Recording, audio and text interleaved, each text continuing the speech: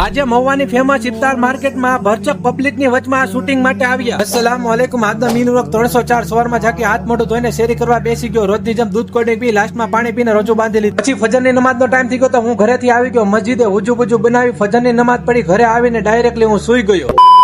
સવારના 9:30 વાગે જાગી તૈયાર થઈ બ્લેકબેરીને લઈને ઘરેથી નીકળી ગયો. અને આ રમજાન લાઈફસ્ટાઈલના કેવા વ્લોગ લાગી રહ્યા છે કોમેન્ટમાં જણાવજો ને. પહોંચી ગયો એપીએમસી મહુવામાં. પહેલા સફેદ ડુંગળીનું શૂટિંગ કરી નાખ્યું અને બીજી વાડીમાં આવીને લાલ ડુંગળીની હરાજીનું શૂટિંગ કરી નાખ્યું. પછી યાર્ડમાંથી ઘરે આવી ગયો. ઘરે પુખ્તા થઈ ગયો. જોહરની નમાઝનો ટાઈમ તો ઘરેથી આવી ગયો. મસ્જિદે જાફરમાં વજુ કરવા બેઠો તો અચાનક ફોન પડી ગયો.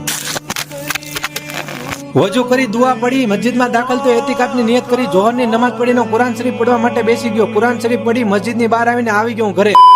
પછી અસરની નમાઝનો ટાઈમ થઈ ગયો તો અસરની નમાઝ પડી. ઘરે આવી બ્લેકબેરી લઈને હું અને મહેંદીભાઈ રોજની જેમ નીકળી ગયા અને પહોંચી ગયા પેલા કબ્રસ્તાન પર. અંદર આવી તમામ રૂમને ફાતિહા દુરૂદ પડીને પાછા પહોંચી ગયા ઇફતારી બજારમાં. હવે હું 1 મિનિટમાં મહુવાની ફેમસ ઇફતારી બજાર તો નહીં બતાવી શકું, પણ તમારા માટે સ્પેશિયલ મેં આ ચેનલમાં ફૂલ વિડીયો મૂક્યો છે, તો જલ્દી યુટ્યુબમાં જઈને જોઈ આવો. ઇફતારનો બધો સામાન લઈને હું પહોંચી ગયો ઘરે. ઘરે આવીને ગુલાબનું શરબત બનાવી નાખ્યું. રોજો ખોલવાને થોડીક વાર હતી તો અલ્લાહ પાસે દુઆ માંગી. રોજો ખોલવાનો સમય થઈ ગયો તો ઇફતારની દુઆ પડીને રોજો ખોલીને અલ્લાહનો શુકર અદા કર્યો. અને ખાસ કરીને આવા ઇસ્લામિક વિડીયો જોવા માટે તમારા ભાઈની આઈડીને ફોલો કરવાનું ભૂલતા નહીં.